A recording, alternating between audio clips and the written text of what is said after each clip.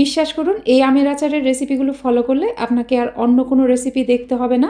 আপনি যদি অনেক মজার ও ইউনিক কোনো আমের আচারের রেসিপি দেখতে চান তাহলে আজকের ভিডিওগুলো আপনার জন্যই। আজকে আপনাদের জন্য আমের আচারের 5টি অনেক সহজ ও মজাদার রেসিপি নিয়ে হাজির হয়ে গেছি। প্রথম রেসিপিটা যে শেয়ার করব, এই আচারটা আপনারা মনে হয় আগে কখনোই খাননি। রেসিপিটা আমি নিজেও কখনো আগে দেখিনি। আমি নিজে থেকে আপনাদেরকে এই রেসিপিটা তৈরি করে দেখিয়েছি। প্রথমেই থাকবে কাঁচা আমের অনেক বেশি মজাদার একটা লাড্ডু আচারের রেসিপি। এর জন্য আমি এখানে প্রায় 1 কেজির মতো কাঁচা আম নিয়েছি। আম ধুয়ে তারপর উপরের পানিটা ভালোভাবে মুছে মুছে শুকিয়ে নেবেন। তারপর আমের খোসা ছাড়িয়ে আটি থেকে যতটুকু সম্ভব আম নিয়ে এগুলো কুচি কুচি করে কেটে নিতে হবে। অবশ্যই গ্রেটারের যে বড় ছিদ্রযুক্ত অংশ আছে সেটা দিয়ে আমগুলো গ্রেট করবেন, ছোট অংশ দিয়ে গ্রেট করবেন না। চাইলে বটির সাহায্যে আমগুলোকে একইভাবে কুচি করে নেওয়া যাবে। এখন এই আমের মাঝে দিয়ে দিব চায়ের চামচ দিয়ে 3 চা চামচ পরিমাণ লবণ। লবণের সাথে কেটে নেওয়া আমগুলোকে ভালোভাবে মিশিয়ে নিতে হবে। তারপর এটা রেস্টে রাখতে হবে 30 মিনিটের মতো। অবশ্যই কমপক্ষে 30 মিনিট এটা রেস্টে রাখবেন। ঠিক 30 মিনিট পর ঢাকনা খুলে নিলাম। দেখুন লবণের সাথে আমটা কিন্তু মিশে একদম নরম হয়ে গেছে। এখন কিছুটা করে আম নিয়ে হাত দিয়ে এইভাবে চিপে চিপে এর ভেতর থেকে পানিটা একদম ঝরিয়ে ফেলতে হবে। অবশ্যই কিন্তু আমটাকে হাত দিয়ে এইভাবে ভালোভাবে চিপে চিপে নিতে হবে। খেয়াল রাখবেন আমের গায়ে যেন কোনো পানি না থাকে। দেখুন সম্পূর্ণ আম থেকে আমি চিপে চিপে পানিটা ঝরিয়ে নিয়েছি। আর আম থেকে দেখুন কতটুকু পানি বের হয়েছে। এই আচার বানানোর ক্ষেত্রে অবশ্যই আমের থেকে এভাবে পানিটা বের করে নিতে হবে। এখন আচার বানানোর জন্য একটা মশলা রেডি করে নিব। প্রথমে এখানে বেশ কিছু পরিমাণ নিয়ে নিলাম শুকনা মরিচ ও 5 ফোড়ন নিয়ে নিলাম চায়ের চামচ দিয়ে 4 চা চামচ পরিমাণ। আমি এখানে মশলাটা একটু বেশি পরিমাণে তৈরি করব, কারণ এই আচার বানানোর শেষ পর্যায়ে আমাদের কিছুটা মশলা লাগবে। তো 5 ফোড়ন ও শুকনা মরিচটাকে ভালোভাবে ভেজে নিব। মশলাটা এরকমভাবে ভাজবেন যেন শুকনা মরিচের কালার অনেক বেশি চেঞ্জ না হয়। সবকিছু ভাজা হয়ে যখন মশলার খুব সুন্দর একটা সুঘ্রাণ পাওয়া যাবে আর মশলার কালার অনেকটা চেঞ্জ হবে, তখন চুলা বন্ধ করে দিব। এই মশলাগুলো ঠান্ডা করে তারপর ব্লেন্ডারে আধ ভাঙা করে নিতে হবে। এখন আচার বানানোর জন্য প্রায় 4 টেবিল চামচ দিয়ে দিলাম সরিষার তেল। এই আচার বানাতে কিন্তু খুব বেশি তেল লাগে না। তারপর দিলাম অল্প একটু আস্ত 5 ফোড়ন ও অল্প একটু সরিষা। আচারের ফোড়নে একটু আস্ত সরিষা দিলে কিন্তু আচারের টেস্ট অনেক ভালো আসে। 5 ফোড়ন ও সরিষাটা একটু ভেজে তারপর দিয়ে দিলাম চায়ের চামচ দিয়ে 3 চা চামচ পরিমাণ রসুন বাটা। তো রসুন বাটার গায়ের পানিটা শুকানো পর্যন্ত এটা ভাজতে থাকবো। যেহেতু আচার বানাচ্ছি তাই এই মশলাটা ভেজে ভেজে পানি একদম শুকিয়ে নিতে হবে। রসুন বাটা ভালোভাবে ভেজে নিয়েছি। এখন এখানে সেই কুচি করা আম দিয়ে দিলাম। আমগুলোকে তেলের সাথে একটু ভেজে নিব। আম তেলের সাথে একটু ভেজে নেওয়ার পর এখানে দিয়ে দিব চিনি। আমি 1 কেজি আমের জন্য এখানে 1 কাপের থেকে একটু বেশি পরিমাণ চিনি দিয়ে দিলাম। আচারে মিষ্টির পরিমাণটা অবশ্যই আপনারা নিজেদের টেস্ট অনুযায়ী দিবেন। চিনিটা দিয়ে একটু নাড়বো। চিনি সম্পূর্ণ গলে যাওয়া পর্যন্ত অপেক্ষা করব। চিনি সম্পূর্ণ গলে যাওয়ার পর দিয়ে দিলাম অল্প পরিমাণে একটু মরিচের গুঁড়া, অর্থাৎ হাফ চা চামচ পরিমাণ মরিচের গুঁড়া দিলাম আমি এখানে। আর খুবই অল্প পরিমাণে একটু হলুদের গুঁড়া দিলাম আচারের সুন্দর একটা কালারের জন্য। তারপর এটা নাড়তে থাকবো। নাড়তে নাড়তে যখন দেখবেন এরকম অনেকটা আঠালো হয়ে যাবে, তখন আচারের যে মশলাটা রেডি করেছিলাম সেখান থেকে অল্প একটু দিয়ে দিব। তো আচার বানানোর শেষ পর্যায়ে এখান থেকে আরও কিছুটা ব্যবহার করব। তারপর দিয়ে দিলাম প্রায় 3 টেবিল চামচের মতো ভিনেগার অথবা সাদা সিরকা। এই ভিনেগার দেওয়ার ফলে আচারটা অনেক দিন পর্যন্ত ভালো থাকবে। তারপর এটা আবারও নাড়তে থাকবো। এ পর্যায়ে এটা অনবরত একবারে নাড়তে থাকবেন না, তাহলে দেখা যাবে আমগুলো ভেঙে একদম ভর্তা ভর্তা হয়ে যাবে। কিছুক্ষণ এভাবে একটু নেড়ে চেড়ে তারপর এভাবে সমানভাবে বিছিয়ে একটু রেখে দিবেন। দেখবেন নিচের দিকে কুচি করা আমগুলো একদম আস্তে আস্তে থাকবে। অনবরত নাড়বেন না। একটু নেড়ে এভাবে রেখে দিলাম। তারপর আবার উল্টে দিলাম। এভাবেই আমি আচারটাকে নাড়তে থাকবো। নাড়তে নাড়তে দেখবেন অনেকটা আঠালো হয়ে গেছে। এ পর্যায়ে আচারের যে মশলা রেডি করেছিলাম সেখান থেকে আরও কিছুটা দিয়ে দিব। বাকি যে মশলাটুকু থাকলো সেটুকু আমাদের আচার বানানোর শেষ পর্যায়ে কাজে লাগবে।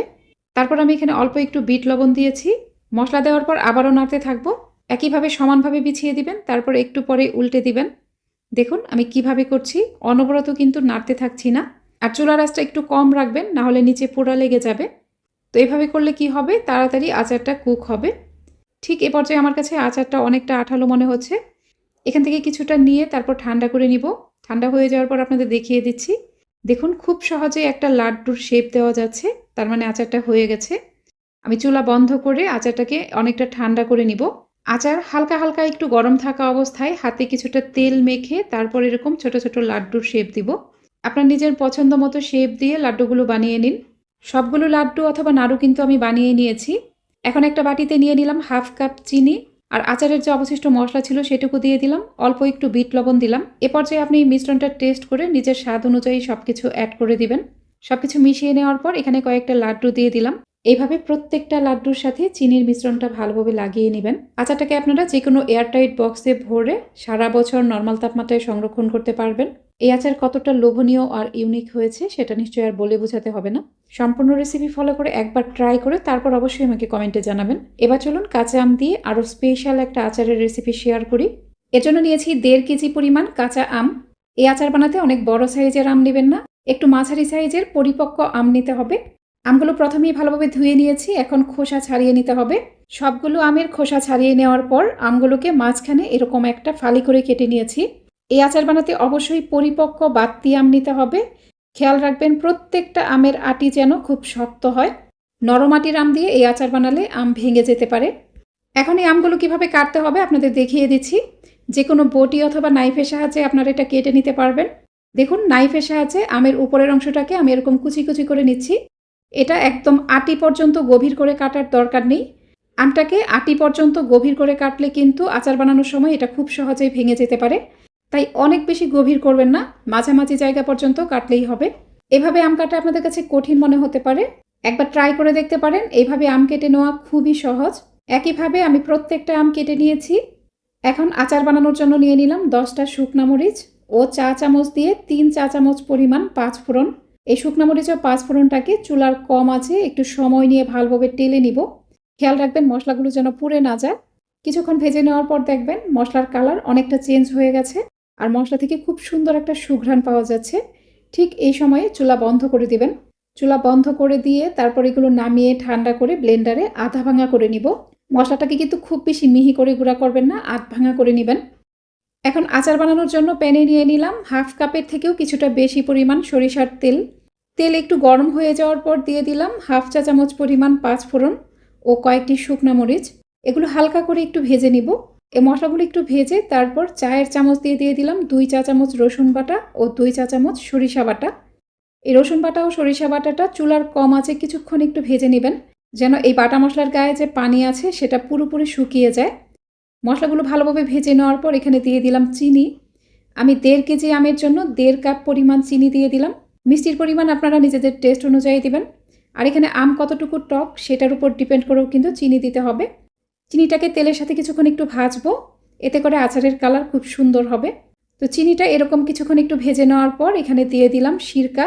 আমি 1.5 কেজি আমের জন্য ভিনেগার অথবা সাদা সিরকা দিয়ে দিলাম প্রায় হাফ কাপ পরিমাণ। একটু বেশি পরিমাণে সিরকা দিলাম, এতে করে আচারটা অনেক দিন পর্যন্ত ভালো থাকবে। ভিনেগার দেওয়ার পর একটু ফুটে উঠলেই দিয়ে দিলাম স্বাদ মতো লবণ। আচারের লবণটা অবশ্যই পারফেক্ট হতে হবে। এরপর দিয়ে দিলাম অল্প একটু হলুদের গুঁড়া ও 1 চা চামচ পরিমাণ মরিচের গুঁড়া।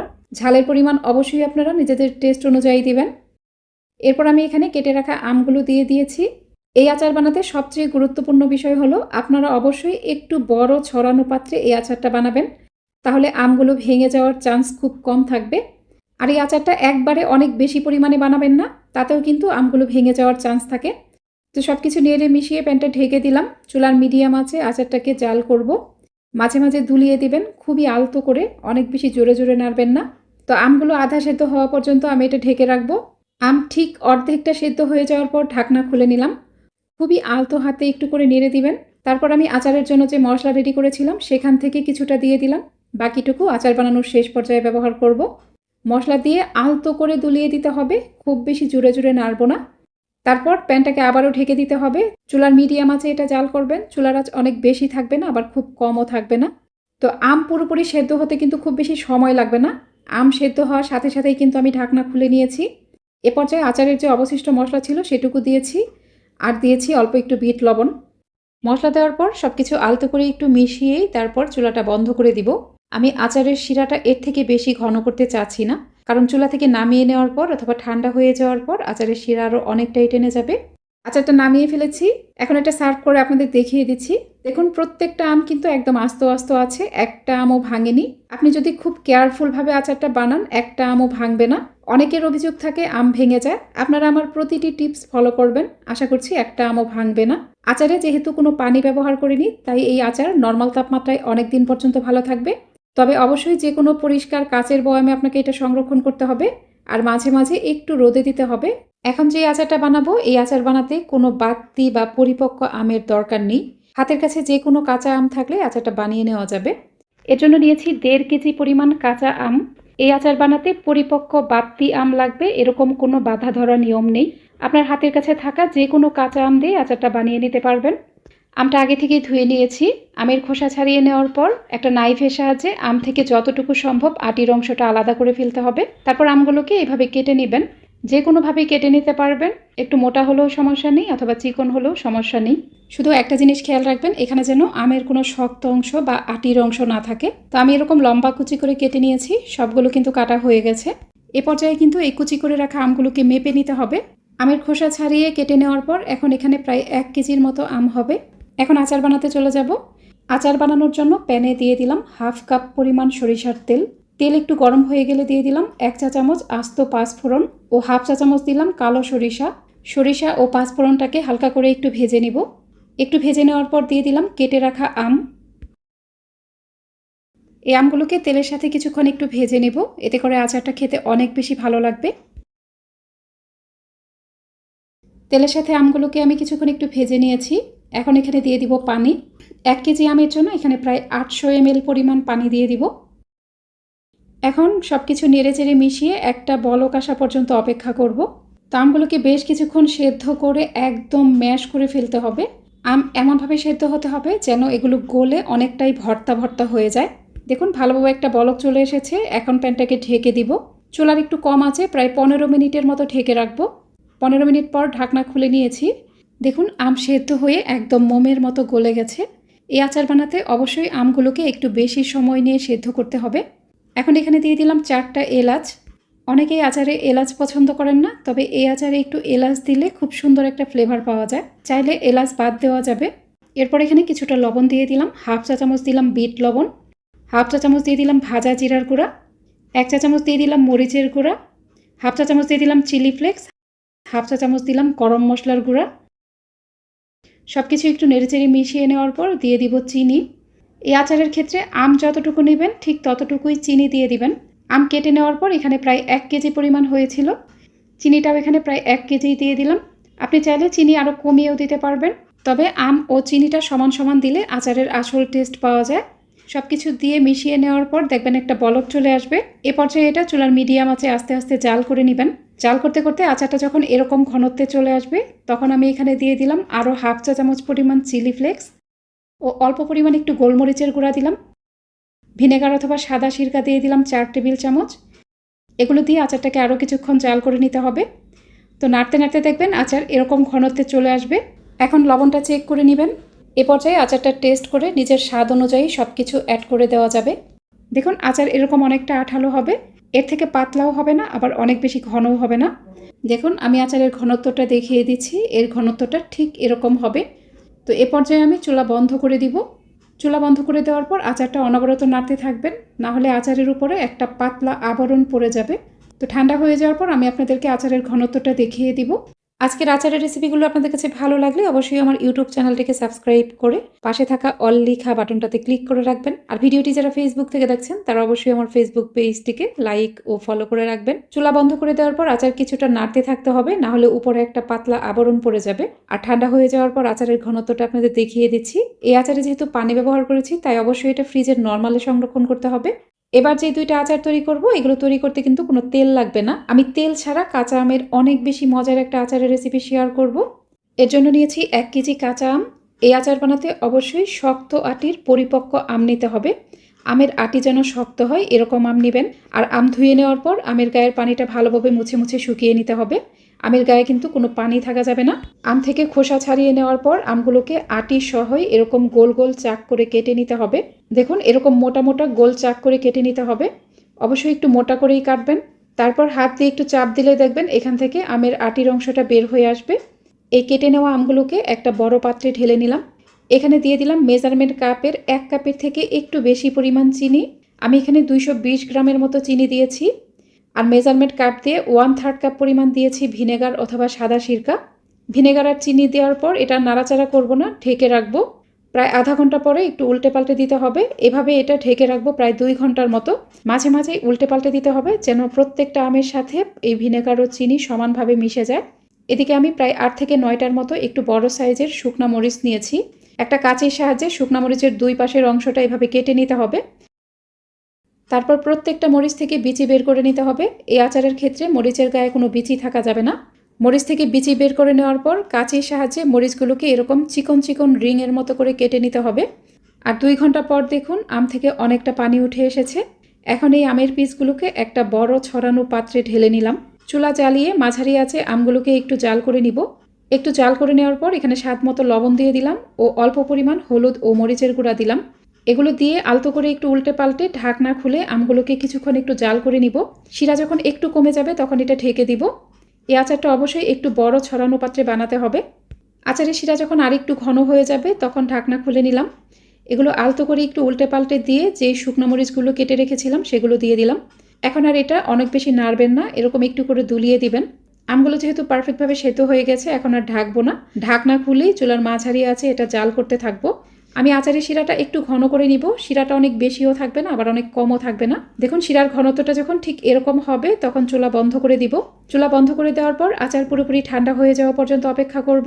এই আচারটা খেতে যে কি মজার আমি আপনাদের বলে বোঝাতে পারবো না।